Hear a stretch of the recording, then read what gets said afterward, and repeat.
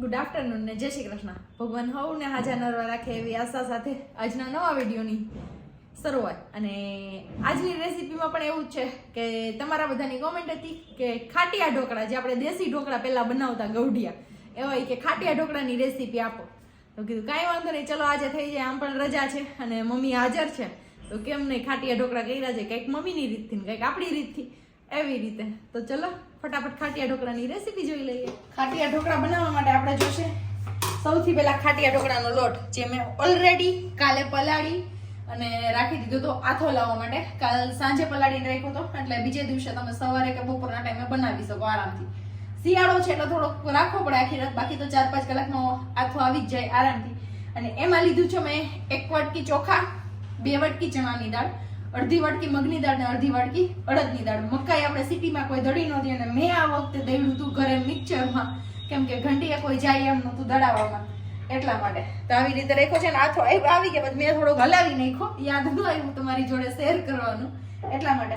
એ સિવાય જોશે ધાણા ભાજી, સાજીના ફૂલ, જે બેકિંગ સોડા આપણે કહીએ, લસણની ચટણી જે આપણે ઓલરેડી ઘરે બનાવેલી છે એ, લીંબુ, અને બાકી તો જે આપણે સ્ટીમ કરવા માટે ઢોકળિયું ને જે યુઝ કરતા હોય એ વસ્તુ તૈયાર કરી લઈ બેટર. ત્યાં સુધી માને આપણે સ્ટીમ આપવા મૂકી દઈએ, ઢાંકણ ઢાંકીને તેલથી ગ્રીસ કરી લેવું થોડીક, એટલે કે તેલ લગાવી લે.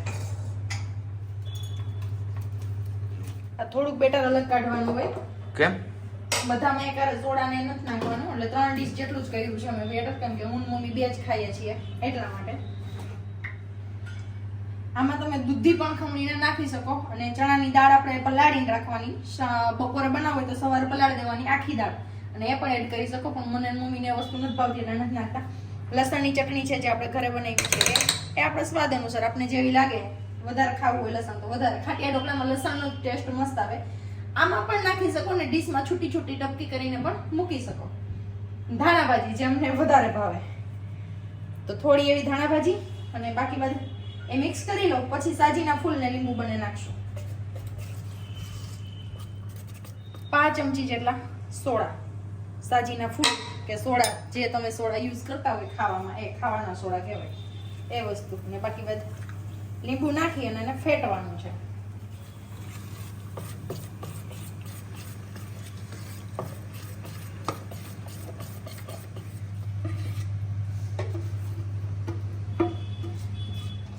આપણે જેવા પતલા રાખો હોય એવા પતલા, અને જાડા રાખો હોય તો જાડા. આપણે જેવા રાખો હોય ને એવી રીતના આપણે પાતળી દેવાના, અને પછી ઉપરથી પાછું લાલ મરચું એડ કરી દેશું.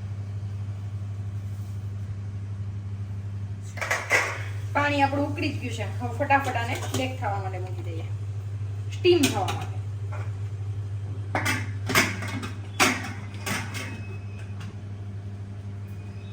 અને બેટરનો આથો નાખો ત્યારે હળદર અને નમક બંને વસ્તુ નાખવાનું. નમક તો તમે પાછળથી પણ એડ કરી શકો, પણ હળદર ફરજિયાત આમની અંદર જ નાખવાની, એટલે પીળો કલર થઈ જાય. ત્યારે સોડાની હારે નાખશો ને તો લાલ થશે કલર.